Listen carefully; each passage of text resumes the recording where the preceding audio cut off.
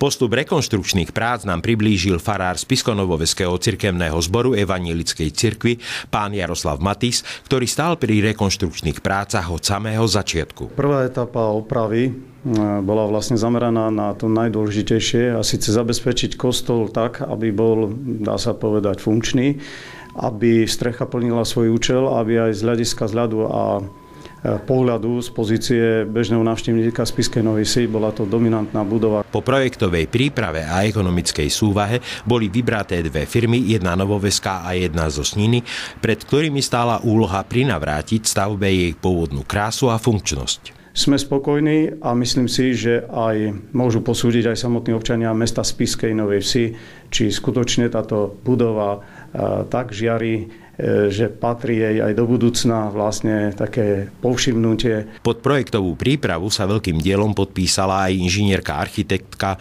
Magdaléna Jánovská. Ako vieme, každých 100 rokov tento kostol prešiel opravou a tých 100 rokov bolo aj dnes. No a to si vyžadovalo veľmi zásadný prístup k rekonštrukcii krovu, pričom ten krov bol zachovaný a vlastne statickým návrhom inžiniera Svobodu sa podarilo tam dostať konštrukciu tak, aby krov netlačil na klenbu. Nasledovať by mala rekonštrukcia interiéru. Myslím si, že behom 2-3 rokov by sme mohli teda prikročiť aj k realizácii opravy interiéru a potom by to bolo slavnostné, na čo sa budeme všetci tešiť, nová rekonsekrácia kostola, tohto evangelického kostola. O stave ďalších objektov v správe cirkvi nás poinformoval generálny biskup Evanjelickej cirkvi Augsburského vyznania na Slovensku. Včera som využil možnosť, keď sme s bratom farárom Midriakom zo Svitu prešli niekoľko kostolov po bývalých teda nemeckej evanjelickej cirkvi a videl som aj polorozpadnuté kostoly alebo kostoly v zlom stave. Nad tým sa musíme zamyslieť, ale sú kostoly, ktoré opravujeme, ktoré naozaj svedčia o tom, že je tam čulý duchovný život.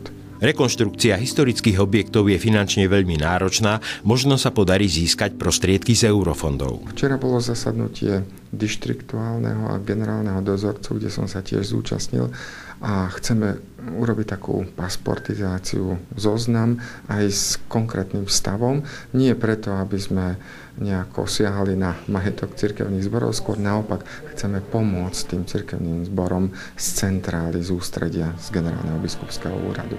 Slávnostných služieb božích sa zúčastnili aj farári z iných cirkevných zborov, vystúpili spevokoly a v závere prítomných pozdravil aj primátor mesta Ján Voľný.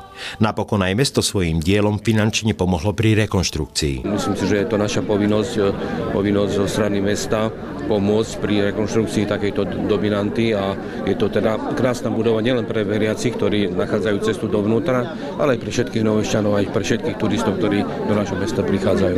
V jadre námestia sa nachádza 5 historických objektov. Reduta, kostol Na Nebovzatia Panny Márie, radnica a evanjelický kostol sú už teraz zrekonštruované. V súčasnosti prebiehajú rekonštrukčné práce na poslednom objekte, ktorým je katolické gymnázium.